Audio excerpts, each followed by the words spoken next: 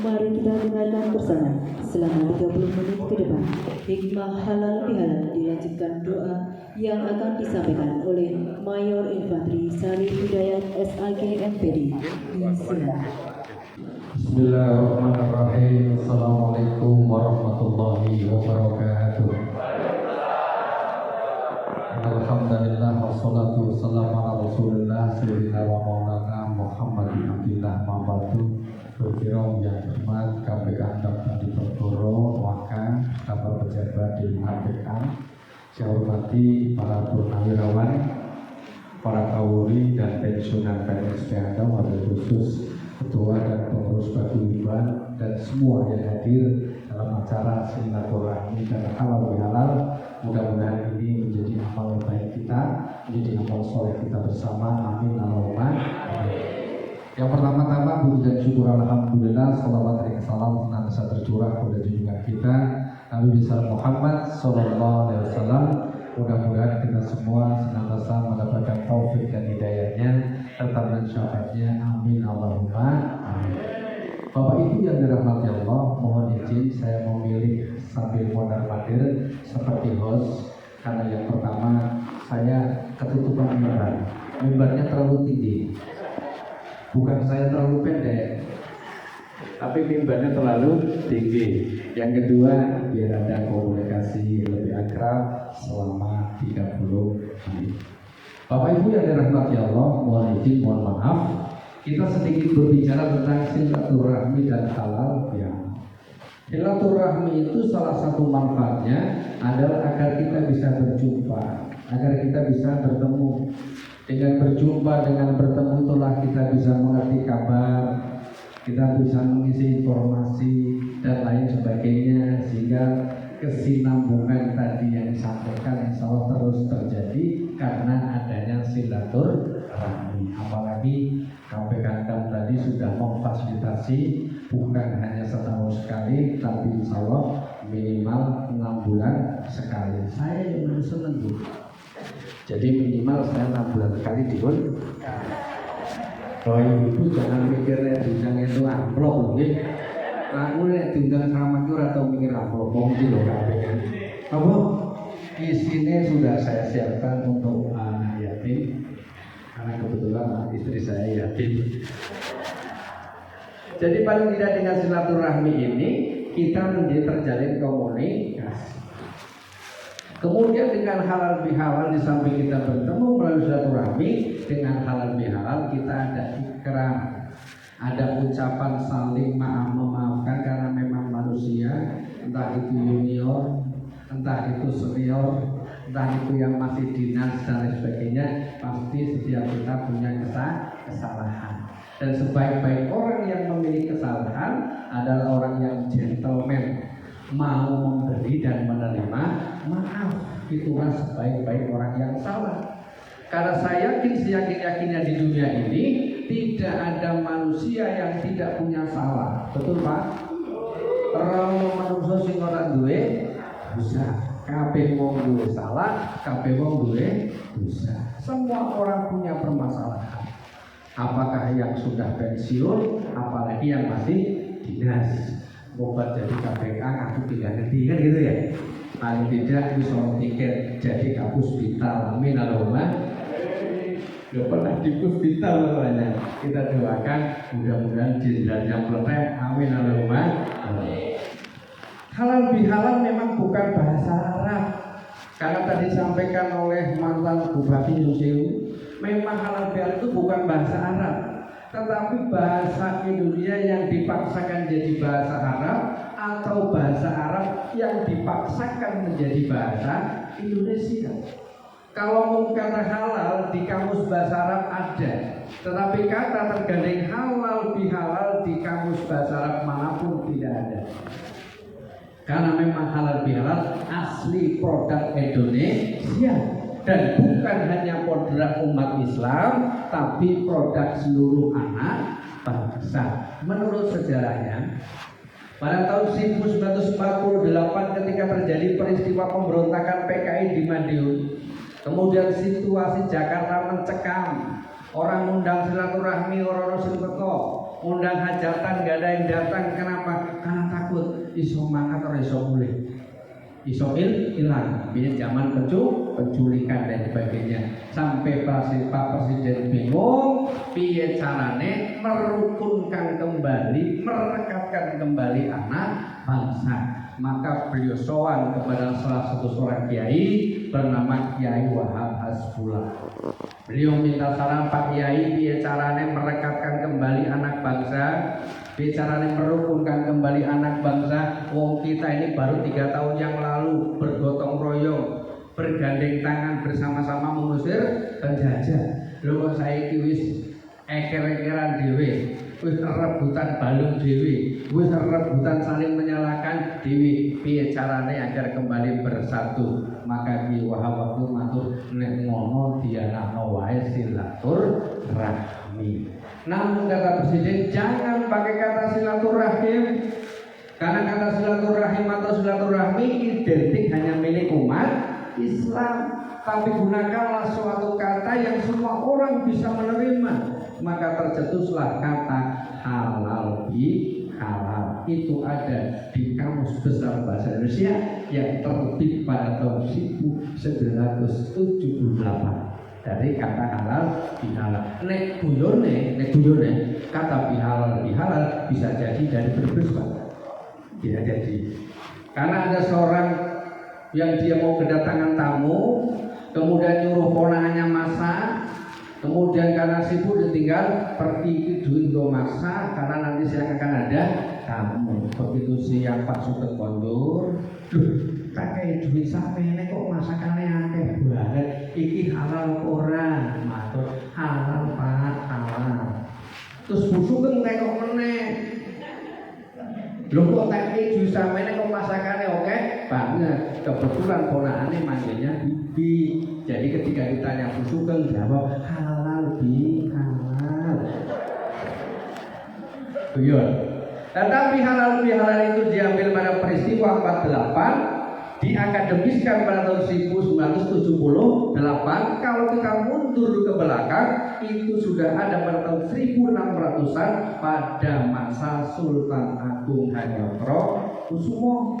Pada waktu itu namanya bukan halal bihalal, bukan silaturahmi, karena situasi kerajaan namanya Pasowanan Agung. Apakah hanya pada tahun 1960-an? Tidak. Kalau kita tarik mundur ke belakang, silaturahmi halal bihalal juga sudah ada pada masa kerajaan Demak. Raja pertamanya pada waktu itu Raden Fatah.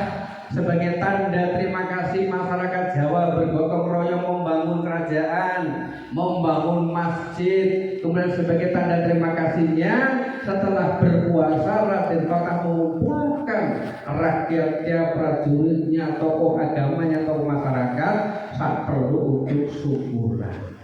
Orang pantas nek syukuran teko langsung malam, maka perlu ada tausiah terlebih dahulu. Tadi dikasih waktu 30 menit, seperti lagunya jam belum. Aku kurang jam ya, 5 menit terakhir diingatkan.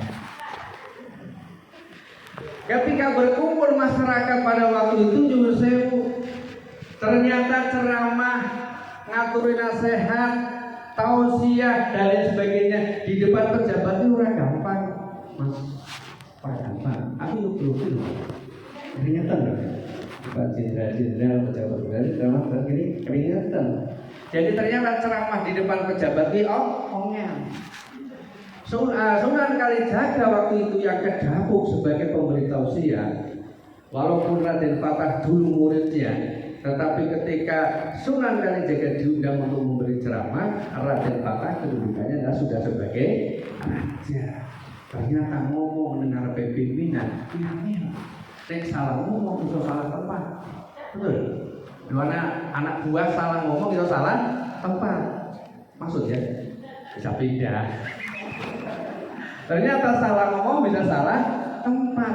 Maka dengan kecerdasannya Sunan Kalijaga izin kepada Raden Fatah, Kanjeng Raja, saya tidak akan berceramah. Saya akan menyanyikan sebuah lagu saja sebagai peringatan kita halal bihalal. Kira-kira lagunya apa Bu? Lagu B. Itu bener. Aku ternyata jawabannya salah semua ya. Lagu yang dinyanyikan oleh Kanjeng Kalijaga adalah gundul-gundul acul. Mbok mongko ditekoki putune ku. Tadi wis halal bihalal entuk-entuke apa? Halal bihalal tadi entuk-entuke gundul-gundul acul. Raketan kita senam mulut nyanyi bersama-sama. 1, 2, 3 gundul-gundul acul-cul gembelengan nyungge-nyungge wakul-kul gembelengan wakul glepang sekane dadi salatan wakul glepang sekane dadi salatan. Ini sebenarnya tausiah. Ini sebenarnya nasihat. Cuma dengan kecerdasan emosi dan sosialnya Kanjeng Sunan, karena menghormati pimpinan yang mau dinasehati, beliau pakai paribasa. Ayo kita cek sedikit gundul-gundul pacul gembelengan. Itu diartikan untuk anak kecil yang belum pernah hukum, untuk anak kecil yang belum bersalah, untuk anak kecil yang belum berdosa. Ibaratnya sekarang lagi halal bihalal, ono sing nggawa putu umur 5 tahun, putune pelaku-pelaku wajar nopo mboten? Umpamane ono sing nggawa putune umur 7 tahun, snack sing nang ngarepi, utuh lho Pak Soalen. Dadi nang mburi aja kawaten nggih, sing nang ngarepi utuh. Umpamane bocah kuwi tadi ngambil snack, wajar nopo mboten? Wajar, jenenge bocah cilik. Tapi nek sing mlaku-mlaku mae bocah, sing ngambil sing ngarepe adalah bapake bocah, mesti nemburi komen. Waduh, Pak Sarip obaten daerah. Jajan vape, jajan ngarep malah dicoba. Itulah makna gundul-gundul pacul gembelengan, diartikan untuk anak kecil yang belum berdosa, maka dia berbuat apa saja tidak apa-apa. Tapi coba bait yang kedua, intinya podo Pak Kepala, gundul itu ya kepala. Tetapi pada bait yang kedua Kanjeng Sunan matur nyunggi wakul. Di mana tempat nyunggi? Kepala. Kanjeng Sunan menghormati para pejabat, bukan gundulmu mimpin orang benar, bukan. Seperti orang yang demo begitu mudahnya menyalahkan para pemimpin. Tetapi Kanjeng Sunan menghormati nyunggi wakul. Di mana tempat nyunggi adalah kepala. Orang yang nyunggi, orang yang membawa beban adalah orang yang sudah mukallaf, orang yang sudah dewasa, orang yang sudah kena beban hukum. Maka Kanjeng Sunan mengingatkan, wong sing wis nyunggi wakul mlakune ora entuk gembelengan. Sebab nek wong wis nyunggi wakul mlakune gembelengan, wakule iso limpah. Jadi sak latar sing mangan bukan lagi menungso, tetapi entok, ayam, pitik, bebek dan lain sebagainya. Apa filosofinya? Semua pejabat, semua pegawai, semua karyawan yang masih membawa amanah bangsa, negara dan agama, orang itu gembelengan. Kalau pejabat mungkin terlalu khusus, semua rumah tangga, semua kepala keluarga, ibu rumah tangga yang sudah membina rumah tangga, pelakunya itu sing benar. Orang itu gembelengan. Rumah tangga itu ibaratnya kucing yang sudah dikasih makan, mestinya anteng karena kucing dikasih makan. Nek ana kucing wis dikai maem, wis dikai gereng, dikai ikan asin, kok kucingnya masih gembelengan? Kucingnya sing liring lono liring rene, berarti jenenge kucing gak. Nah, berarti nek ono bapak wis duwe bojo, ono mak wis duwe bojo, silarak liring ora genah, berarti kucing.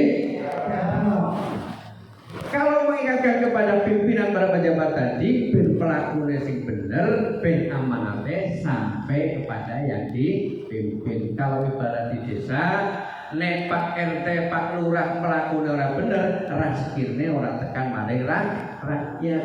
Bansos ora sampai pada rakyat, BLT ora sampai pada rakyat. Maka Pak Lurah, Pak Camat, Pak Bupati kon pelakune bener supaya wakule ora dilepas. Itulah amanah yang sebenarnya harus kita jaga bersama-sama. Kemudian makna daripada halal bihalal dalam adat Jawa tidak lengkap kalau kita tidak mengambil filosofi 4L Pak Nyunjil. Halal bihalal silaturahmi disimbolisasikan dengan 4L. Yang pertama adalah lebaran. Dari kata bar, bahasa Inggrisnya sudah. Wis mangan wis bareng-bareng. Artinya apa? Sudah. Kerjaannya wis bareng-bareng. Artinya sudah selesai atau belum? Orang yang halal bihalal, orang yang silaturahmi itu adalah orang yang sudah selesai ibadah puasa. Bapak-bapak puasanya lengkap? Alhamdulillah. Ibu-ibu puasanya lengkap? Halo? Lengkap? Berarti Islam siap kabeh. Maka kalau masih punya hutang puasa dan segera dibayar. Ada kesempatan awal Syawal kita bisa puasa Syawal, ada kesempatan Senin Kamis, ada kesempatan tengah bulan. Selama ada kesempatan dan dibayar. Karena orang yang halal bihalal adalah orang yang sudah selesai puasa. Apa makna puasa? Kal yauma waladatuhum ummuh, agar kita kembali menjadi bayi meneh. Sifat bayi itu salah satunya nyenengke. Jadi kene ana wong wis poso kok masih nyebelke, berarti puasane ora bener. Kenapa? Karena puasa kan suruh mengendalikan hawa nafsu. Pengurangi yo sing ora apik-apik suku dikubur dalam supaya kaliyauma waladatukum. Sedangkan L yang kedua, kita tidak sempurna ketika lebaran, ketika silaturahmi, nek ora lebaran malpun sithik. Apa lebaran maksudku? THR lah bahasa kitanya. Dan jenengan ngisi air dalam gelas, gelasnya sudah penuh, ditumpahin lagi, diisi lagi, tumpah no mboten. Tumpah itulah bahasa Inggrisnya namanya luber. Halal bihalal silaturahmi ora lengkap, ora sempurna nek panjenengan ora luberan. Ora berbagi karo konco, ora berbagi karo tangga, ora berbagi karo saudara, engko dijireni. Wis ora usah silaturahmi kono. Apa? Waktu jabat bae pelit apa meneh wis pensi. Udah sewu lho nggih. Ora usah mari ngene Pak Lek, napa? Lah wong pelit kok. Jajane ditawarno kabeh, muga didahar, tapi masih lakbanan kabeh. Masih sholat siang semua, muga didahar, tapi kadang gambar karo isine ora padha nggih, Bu. Gambar kongguan isine penggina.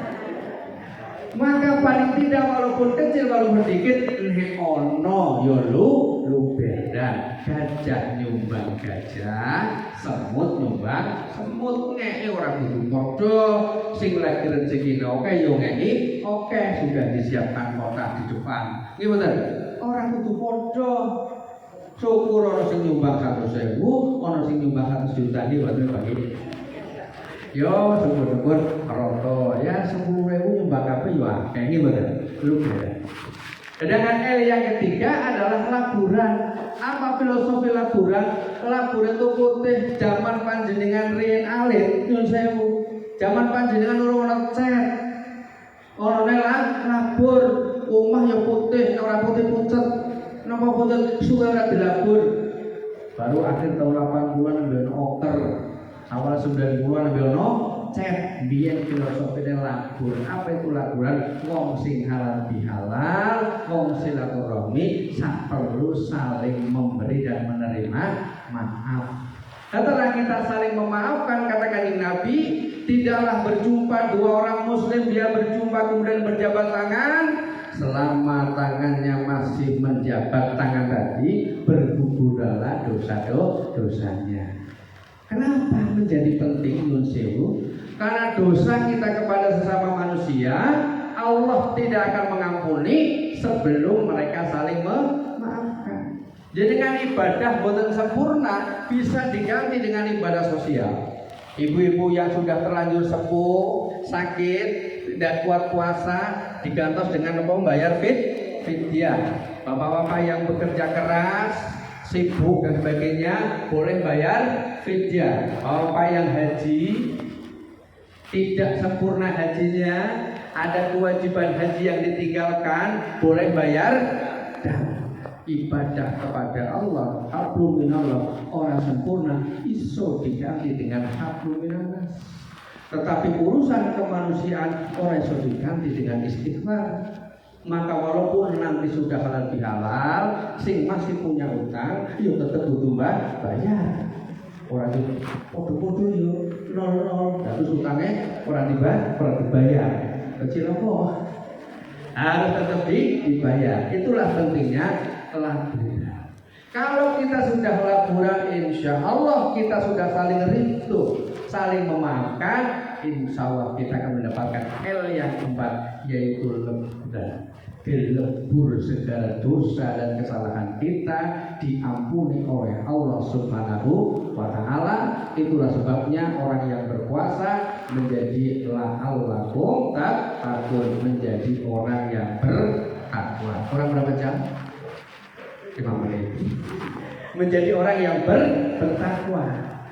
Dalam Al-Quran surat Ali Imran ayat 133 sampai 135, Allah menjelaskan ciri orang yang bertakwa. Yang pertama, alladzina yunfikuna fisyarra'i wa dharra. Wong sing seneng infak, wong sing seneng sedekah, baik di kala lapang maupun di kala sempit. Monggo yang punya kesempatan infak, sedekah, manfaatkan. Dalam beberapa tausiah para kiai, para ulama digambarkan mengambil intisari surat Al-Munafiqun ayat 10. Orang-orang yang sudah meninggal dunia itu minta kepada Allah, ya Allah, bahwa aku dibalikno nang alam dunia walaupun hanya sebentar. Untuk apa? Silaturahmi, boten. Untuk makan apa boten? Untuk makan soto boten. Orang-orang yang sudah meninggal dunia di dalam kubur, mereka minta kepada Allah dikembalikan ke dunia hanya untuk fa'asaddaqa, hanya untuk bersedekah. Wong sing wis do mati jaluk izin karo Gusti Allah minta dihidupkan untuk bersedekah. Tadi saya udah aura, ketoknya yang hadir semuanya masih hidup. Iya, masih hidup ya. Berarti ada kesempatan untuk sedekah. Sebab ketika jenengan sudah tidak ada kesempatan untuk sedekah. Puasa kemarin jenengan sudah dilatih sedekah takjil, betul. Sedekah jabur, sedekah nuzulul Quran, sedekah kotak amal lewat ketika sholat. Kotak amal yang di ono, gitu betul. Sak depan ono, sak tengah ono, sak belakang ono, sampai bingung wedi kalau kotak amal mulai. Lho kenapa orang sholat nang video kotak amal? Waktu dioyak terus kesemuli wae. Wis dilatih sedekah. Maka iman-iman, ayo kita istiqomahkan sedekahnya walaupun sedikit, yang penting istiqomah. Yang kedua, wal kadhiminal ghaid. Ciri orang yang bertakwa adalah orang yang pandai mengendalikan diri ketika marah. Etika Jawa mengajarkan, pengen ngerti piye carane ben ora gampang nesuhan, satu, marahlah dengan etika agama. Maksimal marah berapa hari, Bu? 3 hari, satu sepakat. Yang kedua, ben ora gampang nesuhan, nek iso nesune karo bahasa kromo, Pak. Ibu-ibu nanti kalau bapaknya nesu, kon nesu karo bahasa kromo. Contohnya sih, monggo Pak, lenggah dalam badhe matur. Arep nonton nesu karo bahasa kromo ki angel. Ben ngurangi angel boleh ngomong, maka nesulah pakai bahasa kromo. Yang ketiga, untuk mengurangi marah, sesekali jenengan nek nesu nganggo kocoan. Jadi nek wong nesu ki tambah hayu apa tambah medine, Bu? Zaman saiki mungkin ora perlu foto lah zaman media sosial. Jenengan nesu di video, Pak.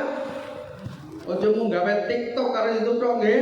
Jadi nesu aku rekam menara musuh ya. Itu tambah ganteng ngomong tambah berdiri ya. Kira-kira nah, inilah etika Jawa. Mengajarkan bagaimana kita wal kadhiminal ghaiz. Marah memang sifat setiap manusia. Tidak ada yang tidak marah, tetapi bagaimana marah itu menjadi nilai edukasi, menjadi pembelajaran bagi diri sendiri dan bagi orang lain. Yang ketiga, wal afina aninas, wong sing seneng njaluk ngapura. Wong sing seneng memberi ngapura, karena memang hidup ini pasti semua kita punya kekurangan. Sedangkan yang keempat, wallahu yuhibbul muhsinin. Ayo gawe tatanan amal kebaikan, gawe paguyuban, silaturahmi, memfasilitasi pertemuan, insya Allah. Yang namanya dosa dan pahala itu seperti multi level marketing, Pak. Sewu yang tahu ini multi level marketing. Dosa dan pahala itu seperti multi level marketing. Panjenengan memperantarai perbuatan maksiat, yo bakal itu dosa. Jenengan jembatani amal kebaikan, insya Allah itu pahala. Maka silakan Allah memberikan dua jalan, fa'alhamaha fujuroha wa taqwaha. Harus jadi perantara kebaikan silakan, harus jadi perantara kemaksiatan silakan. Semuanya dipertanggungjawabkan di hadapan Allah Subhanahu wa taala. Ciri yang terakhir yang kelima, walladzina idza fa'u fahisah. Apabila kita mungkin berbuat fahis jelek, berbuat maksiat, berbuat dolim kepada diri sendiri, kepada orang lain, kepada keluarga, zakarullah. Eling dari Gusti Allah bahwa semua perbuatan kita pasti akan dipertanggungjawabkan di hadapan Allah Subhanahu wa taala. Setelah wa zakarullah wastaghfaru, maka kalau Allah yang jaluk ngapura, kalau manusia jaluk ngapura, insyaallah kita kal yauma waladatu umum. Amin Allahumma